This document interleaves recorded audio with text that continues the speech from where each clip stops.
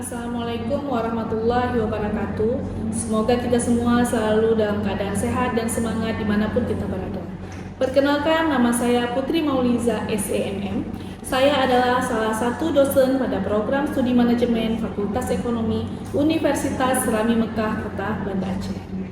Pada kesempatan ini, saya membuat video untuk memenuhi persyaratan sertifikasi dosen pada tahun 2025, yaitu pernyataan diri dosen dalam unjuk kerja Tridharma Perguruan Tinggi atau PDD UKT-PT khususnya di aspek pengajaran. Mata kuliah yang saya ampu selama mengajar adalah pengantar akuntansi, manajemen keuangan, akuntansi manajemen, manajemen kinerja, serta manajemen mutu.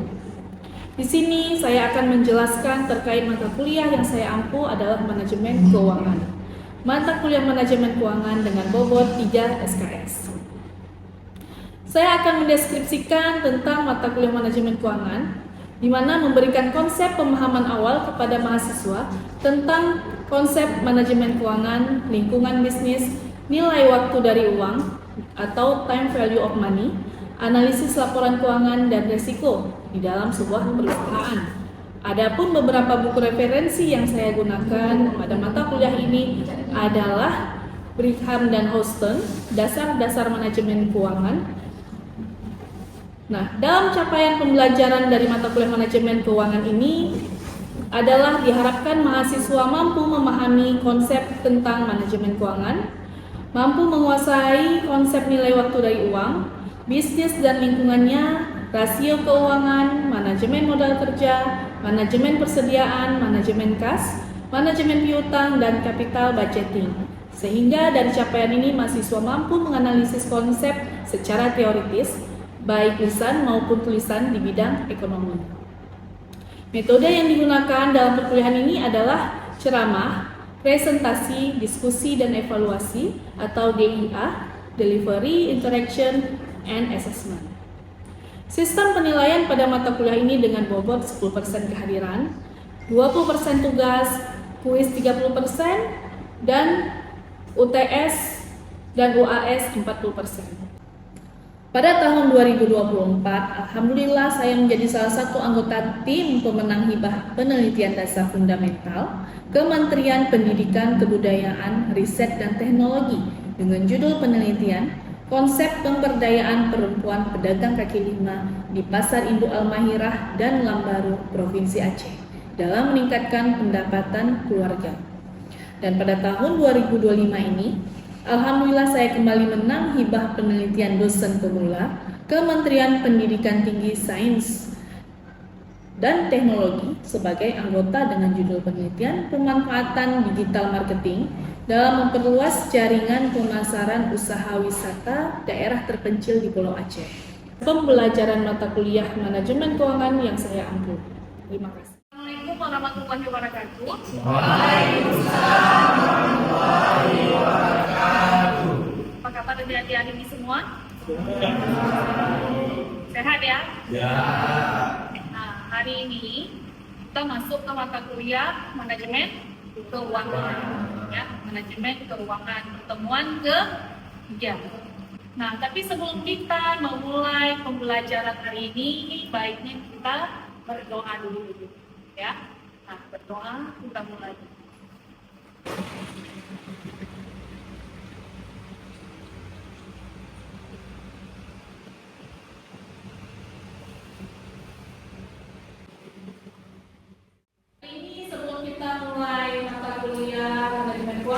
Pertemuan ke-3, absen dulu.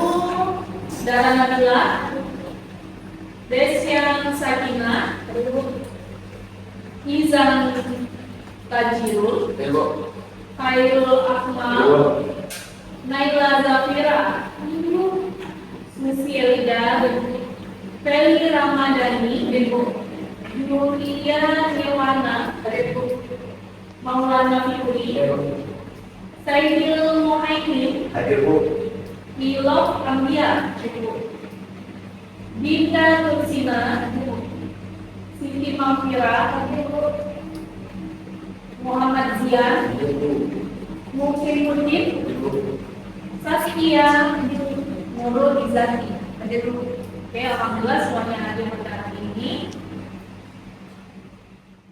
Baik, semuanya, kalian masih ingat nggak minggu lalu kita membahas tentang materi yang mana? Masih ingat nggak? Saya Bu, minggu lalu kita membahas tentang time value of money. Nah, minggu lalu kita membahas time value of money. Nah, pengertian dari time value of money. Ada ingat? Saya Bu, tentang konsep uang. Ada lagi? Yang Susi jawab, ada lagi yang mau jawab? Apa itu time value of money? Ya, Bu. Ya. Ya. Jumlah yang sama tapi nilai uangnya berbeda. Jumlah yang sama tapi nilainya Berbeda. Nah, hari ini kita masuk ke pembahasan bisnis dan lingkungan bisnis. Ya, kalian pasti sudah sering mendengar kata-kata bisnis. Ya, di mana kalian sering menjumpai kata-kata bisnis? Perusahaan. Kalau kita bicara bisnis, identiknya dengan perusahaan, ya, dengan kegiatan yang mereka lakukan. Apa yang dihasilkan sama perusahaan itu? Uang. Apa yang mereka jual? Produk dan secara umum kalian sudah mengerti apa itu bisnis. Ya, siapa di sini yang ingin membuat suatu bisnis nantinya jika selesai dari perkuliahan ini? Linda, nah Linda rencananya ingin membuka bisnis apa? Menjahit. Nah, Linda membuka usaha menjahit. Zaman sekarang usaha jahit juga menjadi suatu usaha yang menjanjikan. Ya, kalau nggak bagaimana kita dapat memproduksi pakaian? Kalian pakai ini kalau nggak ada para penjahit, ya kan? Nah, siapa lagi setelah yang membuka bisnis? Tadi Linda, siapa lagi? Ya, Bu. Nah, Zian nanti membuka bisnis apa? Ayam geprek. Ayam geprek. Nah, bisnis ayam geprek juga saat ini sangat berapa? Ramai di pasaran, ya kan? Ya. Banyak peminat ayam geprek itu. Nah, artinya ketika Zian mau membuka bisnis ayam geprek tadi harus membuat sesuatu yang berbeda daripada ayam-ayam geprek yang udah ada ini. Ya, apa ayam geprek dengan sambal mercon mungkin? Apa? Sama hijau. Atau dengan sambal hijau? Atau sambal warna-warni? Ya, sehingga orang tertarik datang ke rumah makan Zian. Ya. Nah, dari berbagai aktivitas bisnis yang ingin kita lakukan nantinya, artinya kalian harus membentuk saling apa? Manusianya, SDM-nya, human-nya, orangnya dulu nih. Kalian harus menjadi orang-orang yang memiliki ide. Buka bisnis itu kan kita harus punya ide, ya. Idenya apa sekarang? Seperti saya bilang tadi, penjahit. Penjahit seperti apa yang mau Dinda tampilkan? Apakah menjahit pakaian pernikahan atau menjahit pakaian anak-anak? Jadi harus ada sesuatu yang berbeda, harus ada keunikan zaman sekarang. Karena kan satu ide itu bisa mengembangkan banyak bisnis, banyak usaha, ya kan? Ada usaha menjahit, lalu bisa membuka usaha menjual pakaian. Ya, habis itu apa lagi usahanya? Misalnya menjual alat-alat menjahit, ya kan, dari benang, jarum, kancing baju, kan itu ada punya sendiri untuk konveksi. Ya, jadi dari satu ide kita bisa membuka bermacam-macam model bisnis. Sama seperti misalnya tadi saya membuka bisnis ayam geprek Bu, kata Zian. Nah, apa yang harus Zian bedakan uniknya daripada yang lain? Seperti kita bilang tadi, ada sambalnya, atau bentuknya, atau packingannya, bentuk kotaknya, atau tampilan tokonya harus lebih fresh, lebih baru, lebih segar daripada punya usaha yang lain. Ya, zaman sekarang ini usaha UMKM itu termasuk dalam bisnis unit menengah ke bawah. Artinya kita tidak memerlukan modal yang begitu besar. Bicara bisnis kita nggak langsung bicara perusahaan yang besar. Oh, saya mau bisnis perusahaan mobil, berarti modalnya besar. Ya,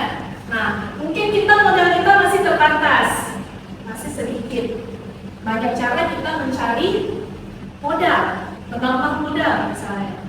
Dengan cara apa aja misalnya? Mencari investor. Mencari investor.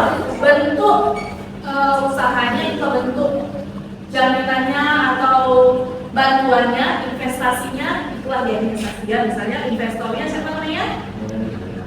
Muhammad Maulana. Maulana membuka usaha doorskil. Ya, modalnya terbatas. Artinya Maulana harus mencari investor untuk menginvestasikan uangnya ke doorskilnya ini. Investor artinya orang yang memiliki uang lebih. Kalau nggak ada investor, kita tambah dana dari mana untuk buka usaha? Pinjaman bank bisa, atau dari modal sendiri, misalnya harta warisan atau mobil rumah yang kita miliki, bisa kita dari sementara menjadi modal usaha kita. Biasanya bisnis ini tekankan untuk 3 hal. Pertama, usaha di bidang atau bisnis di bidang perusahaan perseorangan atau usaha perorangan kecil-kecilan dalam bidang produk dan jasa. Seperti yang tadi bilang UMKM. Di Aceh ini sangat banyak UMKM. Hampir 200 ribuan ada UMKM di Aceh, seluruh Aceh ya. Nah, itu usaha perorangan kecil-kecilan menjual produk dan jasa. Kalau bisnis produk kalian tahu kan? Bisnisnya apa tadi? Misalnya kita menjual barang, ya, barangnya misalnya nasi ayam geprek, pakaian, apa lagi sepatu. Nah, kalau dia menjual jasa, apa yang dia jual? Ya, tukang pangkas, Bu. Tukang pangkas menjual jasa memangkas, ya. Dia nggak menjual barang, tapi dia menjual layanan dan skill dia. Dia jual untuk kepuasan konsumen, ya. Tadi ada usaha perorangan kecil-kecilan. Nah, kalau usaha perusahaan besar, apa yang dijual? Contohnya perusahaan besar apa misalnya? Misalnya hotel, ya. Bisnis hotel, modalnya nggak kecil tapi besar, ya kan? Apa lagi? Bisnis apa ya? Kalau bisnis dalam lingkup yang lebih besar, selain UMKM tadi, showroom mobil. Nah, showroom mobil, usaha showroom mobil, usaha hotel, usaha apa lagi? Minyak, Bu. Minyak, misalnya pom bensin ya kita bilang ya. Apa lagi? Kos-kosan, restoran, bisnis yang membutuhkan modal ya. Nah, kalau bisnis untuk sektor pemerintahan, kira-kira apa? Bisnis untuk pembangunan suatu bangsa, pembuatan jalan tol misalnya, ya. Investasi dari swasta. Nah, adik-adik, di sini ada 3 fungsi aktivitas bisnis. Yang pertama apa?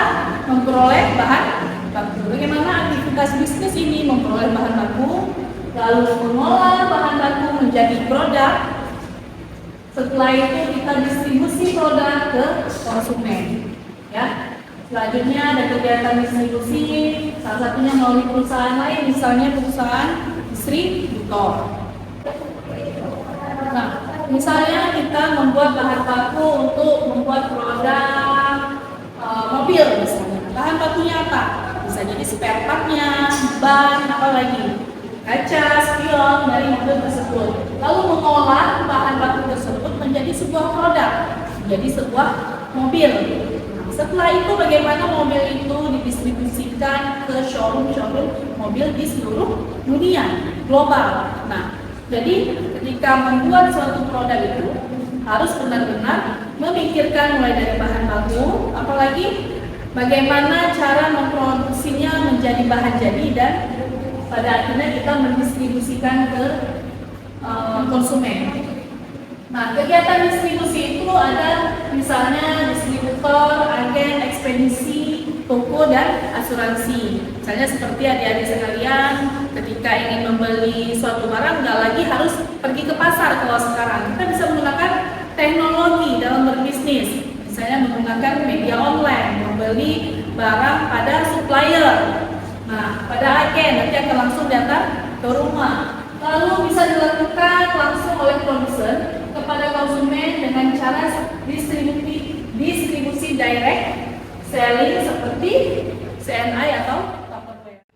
Nah, di dalam bisnis ada yang namanya entrepreneur. Nah, entrepreneur itu adalah orang yang melakukan atau berusaha membuat, mengadakan, dan bertanggung jawab untuk resiko dalam kegiatan bisnisnya. Nanti kalian akan menjadi seorang entrepreneur. Nah, kalian akan bertanggung jawab terhadap bisnis yang akan kalian jalankan. Untuk menjalankan kegiatan bisnis, entrepreneur harus mengkombinasikan 4 macam sumber, yaitu material, bahannya, human orangnya, finansial, modal atau uangnya, dan informasi. Tanpa ada keempat itu, maka kegiatan bisnis yang dijalankan mungkin tidak akan efektif dan efisien. Nah, produk yang dihasilkan dalam kegiatan bisnis ini terbagi atas 2 jenis, yaitu tangible goods dan intangible goods. Artinya, tangible goods ini adalah barang yang dapat diamati dengan panca indera. Berarti, produk yang dapat diamati dengan panca indera apa misalnya? Mobil, motor, rumah, ya. Nah, ada juga produk yang tidak dapat dilihat secara kasat mata. Seperti yang kita lihat tadi, bisnis dengan layanan jasa. Jadi dia kan tidak dapat kita lihat nih, skill dia itu seperti apa dalam memangkas, misalnya guru. Nah, apa yang dia jual kan layanan. Ada situ pengacara, dia nggak ada menjual kertas, nggak ada menjual buku, tapi dia menjual jasa dia. Apa yang bisa dia tampilkan, skill dia jual. Nah, zaman sekarang skill itu, jasa itu susah digantikan. Ya. Kalau misalnya barang mungkin nggak ada produk dari Amerika, ada produk dari China. Ya. Nggak ada produk dari Korea, ada produk dari Jepang. Semuanya bisa tergantikan. Tapi kalau skill memangkas nih, ya, bisa nggak digantikan dengan AI sekarang? Nggak bisa? Kalau mesin cuci piring, tidak ada, ya. Mesin pembersih lantai, tidak ada. Untuk jaga rumah orang Jepang juga udah ada pakai robot untuk tinggal di rumah. Ya. Kalau apa yang nggak bisa dilakukan? Ide itu nggak bisa dilakukan. Ide dalam diri manusia itu susah untuk digantikan. Ya. Seperti kita bilang tadi, walaupun tak ada mesin, tak ada alat, tapi ketika mau menggantikan orangnya itu seperti apa? Kalau guru sebenarnya bisa aja digantikan, dosen seperti saya bisa juga digantikan dengan Google sekarang. Apapun yang kalian ingin tahu, apapun yang mau kalian cari, bisa kalian cari dengan internet. Sekarang idenya itu, ide yang membuat internet itu siapa? Ide untuk misalnya mau buat ayat dengan sesuatu yang berbeda, misalnya kalau ayam geprek udah biasa, ayam penyet udah biasa, ayam lepas udah biasa, ayam apa lagi sekarang? Ayam suwir misalnya. Itu kan idenya ada di dalam kepala manusia. Karena nantinya manusia-manusia ini akan digantikan dengan robot. Untuk apa? Untuk mengurangi apa? Uang, mengurangi penggunaan uang. Kalau manusia kan banyak kali harus di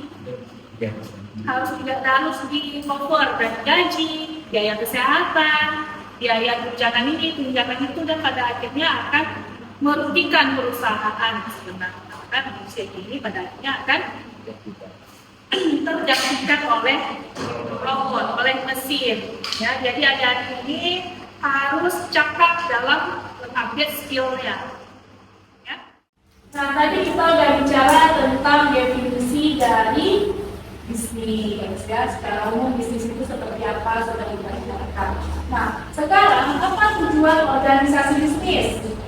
Nah, organisasi bisnis itu tujuannya adalah menghasilkan barang dan jasa untuk kepuasan konsumen. Karena seseorang yang berdiri di suatu bisnis Kalau konsumennya tidak puas, maka mereka merasa kecewa. Bukan hanya konsumen yang kecewa, tapi si pembuat, si produsennya itu juga kecewa karena mereka tidak bisa memuaskan konsumen. Makanya kadang-kadang ada ketika kita membeli sesuatu ada tulisan kritik dan saran. Mereka membutuhkan masukan dari kita, apa yang salah, apa yang kurang, kita berikan opini kita, maka mereka akan memperbaiki kualitasnya. Ya. Jadi bukan hanya mereka melemparkan barang dan jasa, setelah waktu ditarik kembali produknya, mereka semangat, tapi mereka juga akan kecewa, ada merasa bersalah kepada konsumen. Jadi ketika kalian menjadi seorang entrepreneur, hal utama yang kalian pasti ingin lakukan itu menghasilkan produk jasa untuk memuaskan konsumennya. Itulah tujuan dari bisnis. Ya. Yang kedua, menciptakan kinerja yang menguntungkan bagi perusahaan melalui aktivitas yang dapat menciptakan nilai bagi perusahaan. Artinya apa? Ketika kita membuat produk, misalnya kita membuat produk sabun pencuci baju, apa yang terbrand di dalam benak konsumen? Merek apa? Nah, misalnya merek Softmin misalnya, atau Oduri Suhu. Nah, itu kan sudah terbrand di kepala kita, artinya memberikan nilai kepada perusahaan tersebut. Itu banyak sekali motor di luar, di parkiran, tapi kadang orang kita nggak bilang motor, bukannya merek Honda. Honda itu kan merek, ya kan? Bukan produknya, sedangkan produknya itu adalah motor. Tapi karena kalian telah terbrand dengan namanya Honda, jadi semua yang ada di luar pun sudah bilang Honda, walaupun mereknya Yamaha, walaupun mereknya misalnya Suzuki, nah tapi itu karena telah mendapatkan nilai dari brand itu. Ya. Yang ketiga, melindungi kesehatan dan kesejahteraan karyawan. Tujuan bisnis itu melindungi kesehatan dan kesejahteraan karyawan. Artinya ketika karyawan bekerja dengan luwes, bekerja dengan efektif, optimal terhadap perusahaannya, maka dia akan memberikan loyalitasnya terhadap perusahaan. Dia akan melakukan apapun demi perusahaan itu menjadi lebih baik di mata konsumen. Nah, jadi SDM itu juga sangat penting dalam bisnis. Kalau nggak ada SDM, maka kita tidak dapat bisa menciptakan produk yang bagus, yang optimal, nggak ada kerja tim, nggak ada ide, support dari sesama rekan kerja. Nah, bisnisnya juga nggak akan berjalan dengan baik. Ya. Dan yang terakhir, melatih warga masyarakat yang baik dalam kaitannya dengan masyarakat. Ya, artinya masyarakat juga mendapatkan dampak positif dari bisnis yang berjalan dengan baik. Oke? Nah, baik, tadi kita sudah jelaskan tentang tujuan organisasi, definisi, contoh secara umum. Nah, sekarang saya ada tugas untuk kalian kerjakan. Di sini coba kalian menjelaskan dan berikan contoh secara umum 9 kegiatan bisnis yang tercantum dalam klasifikasi lapangan usaha Indonesia ya, tahun 97. Nah, ini saya bagikan, kalian kerjakan sekarang ya.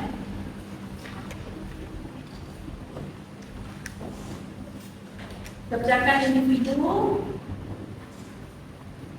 berikan contoh dan jelaskan sesuai dengan pemahaman kalian ya.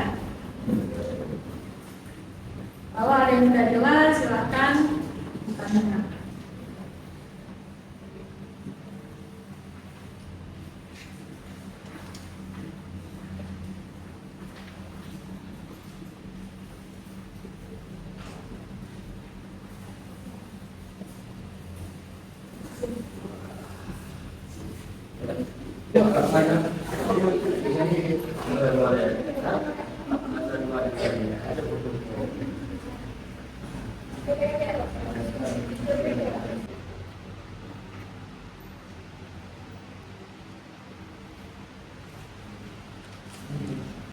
Untuk yang udah siap, boleh dikumpulkan.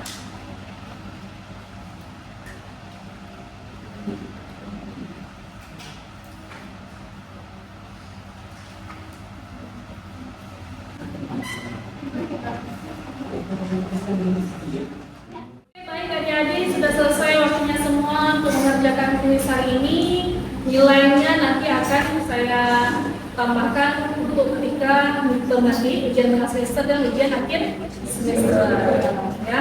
Nah, hari ini kita cukupkan mata kuliah manajemen keuangan di hari yang sama dan di jam yang sama. Sebelum kita akhiri, kita berdoa dulu. Berdoa dimulai.